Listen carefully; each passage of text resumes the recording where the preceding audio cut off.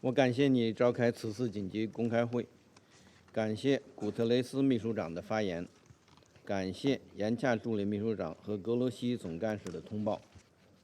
昨天，美方对伊朗福尔多、纳坦兹、伊斯法罕3处核设施实施打击，中方强烈谴责美方袭击伊朗，攻击接受国际原子能机构保障监督的核设施。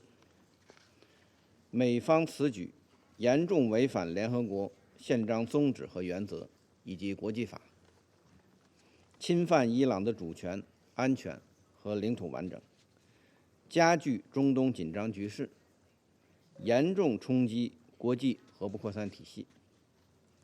国际社会必须主持正义，为推动局势降温、恢复和平稳定做出切实努力。我愿做4点呼吁。第一，我们呼吁立即停火止战。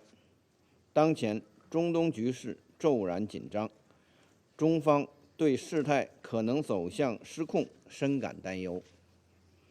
冲突当事方，尤其是以色列，应当立即停火，防止局势轮番升级，坚决避免战争外溢。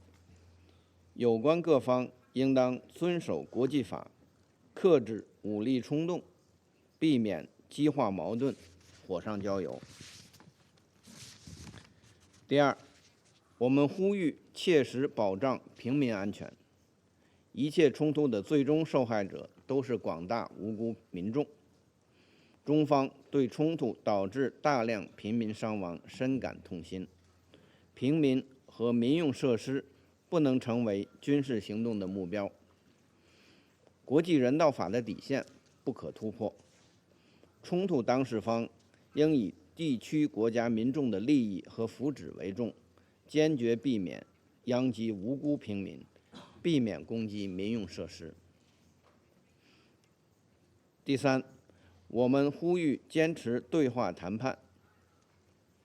武力换不来中东的和平，对话谈判才是根本出路。当前，伊朗核问题的外交手段并未穷尽，和平解决仍有希望。要坚持政治解决伊朗核问题的大方向不动摇，坚持通过对话谈判推动伊朗核问题重回政治解决轨道，达成各方均可接受的协议。第四，我们呼吁安理会尽快采取行动。安理会对维护国际和平与安全负有首要责任，面对重大危机不能无所作为。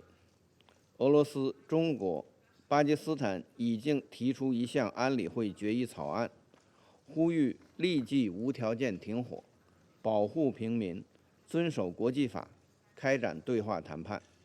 我们期待安理会成员展现责任担当，共同支持该决议草案，推动安理会为维护国际和平与安全履责尽职。中方愿同国际社会一道，凝聚合力，主持公道，为恢复中东地区和平稳定做出不懈努力。谢谢主席。